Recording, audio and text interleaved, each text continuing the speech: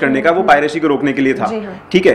तो उसके अंदर क्या था कि उनकी जो अप्रोच है वो सिर्फ यूएसए तक ना रह के वो वर्ल्ड वाइड अप्रोच हो जाएगी, क्योंकि जितने भी लगभग पायरेसी के सर्वर्स हैं वो लगभग यूएसए से बाहर हैं, ज्यादातर लगभग 99% सर्वर्स जो हैं यूएसए से बाहर के सर्वर्स हैं, जिसकी वजह से यूएसए की वहां तक अप्रोच नहीं रहती। तो इस एक्ट के थ्रू क्या था कि जहां पर भी जो भी सर्वर मिलता है वो उन्होंने एक टर्म यूज करी है कि शूट फर्स्ट इन्वेस्टिगेट लेटर। इस एक्ट के अंदर शूट फर्स्ट का मतलब है कि जहां पर भी कोई सर्वर मिलता है जो पायरेसी कर रहा है उसको उसी टाइम शट डाउन कर दिया जाए। लेकिन इसके अंदर लूप होल क्या था कि और भी कई ऐसी वेबसाइट्स, ऐसे फोरम्स, ऐसे ब्लॉग साइट्स, ऐसी सोशल नेटवर्किंग साइट्स काउंट हो रही थी जो कि आपकी फ्रीडम ऑफ स्पीच को या आपके राइट टू स्पीक को डैमेज कर रही थी। तो इसीलिए इसको फिलहाल जो प्रोजेक्ट है इसको स्टैग्नेट कर दिया गया है। इसके ऊपर और मतलब विवाद हो सकता है कि इसको मॉडिफाई करने की जरूरत है और एक लार्जर वर्कफोर्स लाने की जरूरत है इसको इंप्लीमेंट करने की। Still it's not shut down. Yeah, it's not shut down. Okay. आप बताइए संदीप जी, आपके लिए शायद ये खुशी की बात है क्योंकि आप खुद चाह रहे थे कि एक्ट्स इंप्लीमेंट ना हो और अभी चाहे थोड़े समय के लिए ही सही अभी एक्ट्स इंप्लीमेंट नहीं हो रहे हैं। आप मुझे एक बात बताओ, अगर ये एक्ट्स इंप्लीमेंट करने की हम बात करते हैं तो इसके क्या ऑल्टरनेटिव्स ले सकते हैं कि इस एक्ट को मत इंप्लीमेंट करो, इसकी जगह ये चीज कर दो, ऐसा क्या हो सकता है? देखिए, सोपा का जो है अभी एक्ट हुआ है वो फिलहाल रोक दिया गया। उसमें सबको पता था, इंक्लूडिंग द ओबामा ने भी खुद उसके खिलाफ, वो इस एक्ट के खिलाफ है। क्यों? क्योंकि फ्रीडम ऑफ स्पीच। और एक और पॉइंट है कि उन्होंने डायरेक्टली कोई गाइडलाइंस इसमें इस एक्ट के थ्रू नहीं दी है कि कैसे वो रोकेंगे पायरेसी या कैसे वो लीगल एक्शंस लेंगे। सबसे बड़ी खामी इन एक्ट की ये है। इसके खिलाफ एक नया एक्ट अभी वो फिलहाल लॉन्च हुआ है जो यूएस सेनेट में भी ऑलरेडी हो चुका है, जिसका नाम है ओपन के नाम से, online promotion against counterfeit trading act. इसके ऊपर एक पर्टिकुलर साइट भी है जिसमें व्यूअर्स खुद लॉग इन कर सकते हैं और अपने व्यूज दे सकते हैं, दैट इज keeptheinternet.open.com। इसके ऊपर आप लॉग इन करिए। इस एक्ट के सारे डिटेल्स, इस एक्ट का सारा ड्राफ्ट उस साइट पर है। अगर आपको वो ड्राफ्ट अच्छा लगा आप उसको लाइक कर सकते हैं, जैसे फेसबुक में हम लाइक या अनलाइक करते हैं। अपने लाइक करें, अनलाइक करें, कमेंट्स दे, वो आपके कमेंट्स आगे यूएस सेनेट में जाएंगे और उन यूएस सेनेट के जितने भी ऑफिशियल्स हैं वो आपको स्टडी करेंगे कि आपके जो भी रिकमेंडेशन है अच्छे हैं, तो फिर वो भी इंक्लूड कर लेंगे बिल में। ये एक तरीका हो सकता है थ्रू लीगल राइट्स का। अब एक मैं इसमें पॉइंट बताना चाहूंगा कि ये जितना भी पायरेसी है, नहीं, मैं आपसे ये पूछना चाहती हूँ कि अगर हम ये एक्ट्स को इम्प्लीमेंट ना करें, क्योंकि इन एक्ट्स को इम्प्लीमेंट करने का हमारा 2-4 पॉइंट्स हैं हमारे माइंड में जिनको हमें खत्म करना है। पायरेसी है, पोर्नोग्राफी है, इन सब चीजों को खत्म करना है हमें। मैं ये पूछना चाहती हूँ कि इन एक्ट्स को अगर हम इम्प्लीमेंट ना करें और इन चीजों को हमें खत्म करना हो तो क्या चीजें हम और ले सकते हैं? ठीक है, ये एक्ट बेसिकली आ क्यों रहे हैं? इसमें एक मेजर फैक्टर है बिजनेसेस का। मींस जो कंटेंट बनाते हैं, कंटेंट प्रोड्यूसर्स हैं, वो अपना माल या अपनी चीज सही से बेच नहीं पा रहे हैं। उनको अपनी जो भी वो म्यूजिक या बुक्स बेचते हैं उनको कमाई नहीं हो पा रही है।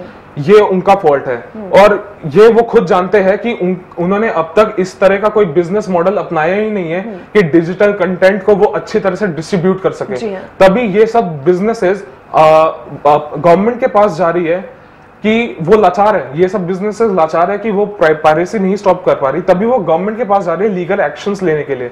इसमें वो क्या कर सकती है बिजनेसेस? मैं आपको एक सिंपल सा एग्जांपल दे सकता हूँ। हर चीज में इकोनॉमिकल पॉइंट होता है। मैं अब अगर इंडिया में एग्जांपल लूं कि एक हमारे आसपास जितने भी हमारे जो ऑनलाइन चार्जिंग स्टोर्स हैं वो क्या करते हैं, उनके पास आप अपना पेन ड्राइव लेके जाओ, वो आपको हर इंडिया में जितने भी लैंग्वेजेस है उससे रिलेटेड जितने भी गाने हैं वो आपको पेन ड्राइव में करके दे सकते हैं। It is actually a piracy. But लेकिन अगर कंपनीज ये सोचे कि उनका ये म्यूजिक किस तरह से डिस्ट्रीब्यूट होता है, यानी कि एक आम जो वर्कर है उसके पास भी आजकल डिजिटल म्यूजिक है उसके मोबाइल पर, तो इस तरह से नए नए मॉडल्स ये बिजनेसेस को जानने पड़ेंगे कि वो कैसे अपनी कमाई कर सकते हैं। इसका एक और पूरे इंटरनेशनल लेवल पर इसका एग्जांपल हो सकता है एप्पल आईट्यून्स। एप्पल जब से अपना एप्पल का अभी करंट रेवेन्यू आया है $13.1 बिलियन, इतना रेवेन्यू, और उसमें सिर्फ ये सारी कमाई लीगली की है, कोई पायरेटेड नहीं है, उसका मेजॉरिटी लीगल है। इसका इस तरह से एप्पल जैसे जो उनको ये जानना होगा कि उनको पायरेसी ना की जाए और उसके बिना क्या ऑल्टरनेटिव्स हो सकते हैं जो अपने रेवेन्यूज हैं उनको इंक्रीज कर सके। सर आप बताइए, इसके अलावा हम क्या कर सकते हैं? क्या हम ब्लैक लिस्टिंग का ऑप्शन ले सकते हैं? नहीं साक्षी, इसके लिए सबसे जरूरी एक ये चीज है कि आपका जो भी अपना प्रोडक्ट अपना कोई प्रोड्यूस करता है और वाकई आपका जैसे एक इंटेलेक्चुअल प्रॉपर्टी राइट ये आपका एक पहले भी रहा है। हाँ जी। अब हम बात करते हैं कि जब से आपका एक जो डिजिटल मीडिया की आपकी भरमार हुई है और ये ठीक भी है कि आपका डिजिटल मीडिया आपकी एक्सेप्टेबिलिटी आपकी युवा के अंदर, बुजुर्ग के अंदर, आपके छोटी सभी पीढ़ियों के लिए आज जरूरी भी हो गई है। तो इसके अंदर ऐसा भी हो सकता है कि आपका कोई वन टाइम कॉस्ट मॉडल उस प्रोडक्ट के लिए ये आपकी एक, क्योंकि आपका ये कोई इशू आपका एक सिर्फ एक नेशनल इशू नहीं है, मैं कहूंगा इंटरनेशनल इशू है। ग्लोबल इशू है। ग्लोबल इशू है। तो आपकी इंटरनेशनल कमेटी ये डिसाइड करे कि आपकी उस कॉस्ट के जो आपका प्रोडक्ट आप लॉन्च कर रहे हैं और जो चाहते हैं कि आपके सभी पीढ़ियों के लिए, आपके सभी वर्गों के लिए जरूरी है, तो उसकी कॉस्टिंग करके वो कॉस्टिंग उसको एक रॉयल्टी के रूप में पहले दे दी जाए ताकि उसको भी ऐसा कोई उनको ये नहीं लगे कि मैं ठगा गया हूं या आपका इसकी एक इलीगल सेल हो रही है। आप मुझे बताइए आज के दिन क्या आपके पास आपके अलग अलग देशों के अंदर क्या आपकी जो कैसेट्स की आपके पायरेसी नहीं हो रही है? हाँ, बिल्कुल हो क्या हमारे पास नियम नहीं है? क्या हमारे पास एक्ट और उसके अलग अलग क्लॉजेज हैं उसके तहत? लेकिन वो बात है कि क्या कोई पकड़ में इस तरह कितने लोग आते हैं? तो चोरी तो अब भी हो रही है। मैं कहूंगा कि इसको एक लीगलाइज करने के लिए कि चोरी नहीं, आप ये कहें कि आप जो उसका प्रोड्यूसर है उसका आपका उसको कंपनसेट करें। दूसरी चीज मैं कहूंगा कि आप जो चीजें आप सर्व करते हैं आपका एक उससे एक क्रिएटिविटी बढ़ती है। तो मैं तो ये मानता हूं कि सोशल नेटवर्किंग जहां अगर आप इस नजर से हमें उसको देखते हैं कि आपकी सारी इलीगल चीजें एक्सेसिबल हैं और आपके बगैर नफे नुकसान के वो सारी चीजें अपना इजीली आप उसको अवेल कर रहे हैं, तो इसके लिए इसके साथ ये भी मानिए कि आपका एक कहीं ना कहीं इतना बढ़िया क्रिएटिव एक्सप्रेशन डेवलप हो रहा है हमारी पीढ़ी के लिए। हम आज के बच्चे को अगर आप देखें, आपके बच्चे का अगर 5th का बच्चा है उसका जो IQ लेवल है मैं कहूंगा कि किसी टाइम पर आपका ग्रेजुएट का नहीं होता था। वो किस लिए? मैं कहूंगा ये आपके इन जो आपके इम्पैक्ट्स हैं आपके मीडिया के, ये उन्हीं का नतीजा। जी जी शुक्रिया। जी दीपांकर, मैं आपसे सवाल करना चाहती हूँ कि आप इन एक्ट्स के फेवर में हैं कि ये एक्ट्स आने चाहिए जो सोपा और पीपा है, जिसके लिए सरकार अभी सोच रही है और मुझे लगता है कि आप चाहेंगे भी कि सरकार अभी से सोचे और इम्प्लीमेंट करे, क्योंकि अल्टीमेटली हम एक उम्मीद लगा सकते हैं कि जो भी पायरेसी है या जो भी प्रॉब्लम्स है, पोर्नोग्राफी है या कुछ भी दिक्कत है, वो एक्ट्स इन्हें खत्म करेगा। मैं आपसे एक बात पूछना चाहूंगी कि इनके मैं अगर ऑल्टरनेटिव्स ढूंढना चाहूँ कि सोपा और पीपा को हम छोड़ दें, इनके ऑल्टरनेटिव्स ऑलरेडी हमारे पास है, ब्लैक लिस्टिंग कर सकते हैं हम और फायरवॉल सेटिंग्स हैं हमारी, तो वो इम्प्लीमेंट हो चुकी है, उसके बावजूद क्या उनमें दिक्कत क्या रहती है? देखिए, मैं यहाँ पे एक पॉइंट यहाँ पे ऐड करना चाहता हूँ कि सोपा पीपा ठीक है इम्प्लीमेंट नहीं हो रहे, लेकिन इनके बहुत अच्छे अच्छे ऑल्टरनेटिव्स हमारे पास हैं। जी हाँ। कई ऐसी वेबसाइट कंपनीज हैं जिन्होंने अपने प्रोडक्ट्स को अपने मीडियाज को इतने अच्छे से सेव कर रखा है कि किसी भी पायरेसी वेबसाइट के ऊपर उनका जो मटेरियल है वो अवेलेबल नहीं है, क्योंकि उन्होंने DRM को बहुत अच्छे से मैनेज किया है अपना। DRM क्या है? Digital rights management. Digital rights management को उन्होंने इतने अच्छे से प्रोसेस कर रखा है। लाइक अगर नोकिया के हम सॉफ्टवेयर की बात करें, नोकिया का एक फोन का सॉफ्टवेयर है, सपोजिटली कोई भी E-सीरीज का फोन है, अनटिल और unless you don't hold that phone, जब तक आपके हाथ में वो फोन नहीं है आप उनकी वेबसाइट से वो सॉफ्टवेयर नहीं निकाल सकते।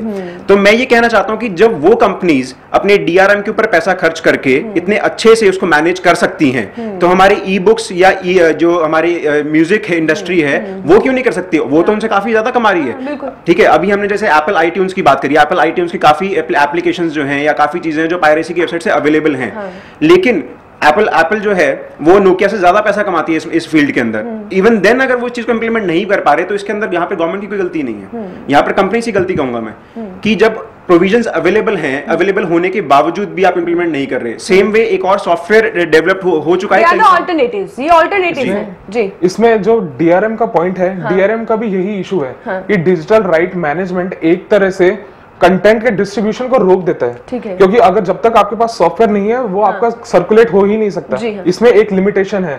अगर मैं लीगली पॉइंट के ऊपर जाऊं कि कैसे ये एक्ट्स को और बेहतर बना सकते हैं, तो फिर इसको एक तरह से ओपन कर देना चाहिए। जैसे हम ओपन सोर्स बोलते हैं, ओपन सोर्स प्लेटफॉर्म, उसी तरह से एक तरह से लीगल राइट्स होने चाहिए। लीगल राइट्स मींस अगर मेरी एक पर्सनल वेबसाइट है, ठीक है, मैं कोई उसमें कंटेंट पब्लिश कर रहा हूं, मैं किसी और को वो राइट्स बेच सकता हूं खुद ही। मेरे पास दो ऑप्शन उसमें होंगे, या तो मैं फ्री प्रोवाइड करूं, उसके अंदर मेरा लाइसेंस होगा क्रिएटिव कॉमन्स का, कि मैं फ्री प्रोवाइड करूंगा उस कंडीशन पर कि मेरे जो भी मटेरियल है वो कमर्शियल यूज पर ना हो, या मैं दूसरा उसको किसी और को बेचूं कमर्शियल के तौर पर। तो ये एक तरह से मैं 1-to-1 रिलेशन बना सकता हूं ना, इसमें मुझे गवर्नमेंट की जरूरत है ही नहीं। हाँ, तो अपने आप ही इन चीजों को अपने आप ही मैं कंट्रोल कर सकता हूं। मैं यहाँ पर ये बात याद करना चाहता हूँ कि अगर आप ये कहते हैं कि गवर्नमेंट इंटरवीन कर रही है, तो या फिर ये एक्ट्स जो इस मूवमेंट पे गवर्नमेंट लॉन्च करने की प्लानिंग कर रही है, उसके पीछे एक बहुत बड़ा रीजन है। जो motion picture association of America है, उनकी सारी मूवीज, लगभग हर मूवी जो है वो पायरेसी की वेबसाइट्स के ऊपर अवेलेबल है। मूवी रिलीज होने के एक हफ्ते के बाद आपके हाथ में मूवी होती है फ्री ऑफ कॉस्ट, कि आपने डाउनलोड करा, आप आराम से मूवी देख रहे हैं। तो यहाँ पर गलती सिर्फ गवर्नमेंट की या इंटरनेट की नहीं है, यहाँ पर कमी कंपनीज की है। कंपनीज खुद ये चाहती हैं, जैसे कि हमारी जितनी म्यूजिक इंडस्ट्री है, म्यूजिक इंडस्ट्री के अंदर अगर आप ब्लैक मार्केटिंग की बात करें, जो कि सब्जेक्ट जो हम नॉर्मली मीडिया के अंदर डिस्कस नहीं करते, लेकिन वो लोग जो है वो खुद चाहते हैं कि उनका म्यूजिक जो है वो बाहर निकले।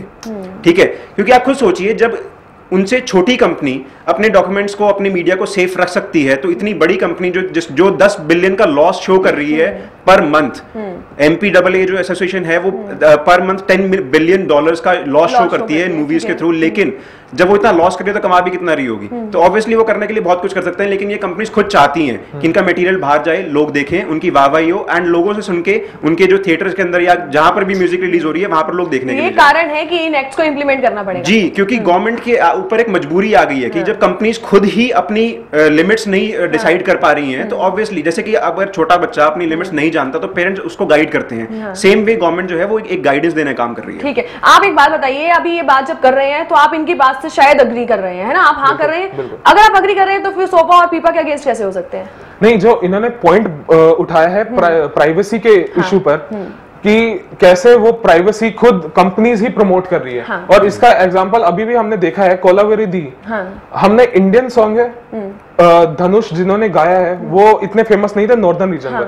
प्राइवेसी की वजह से पूरे इंडिया में, पूरे दुनिया में कोलावेरी दी के अलग अलग वर्जन आ गए, और सोनी म्यूजिक ने ये पब्लिकली कहा है स्टेटमेंट में कि उनका फर्स्ट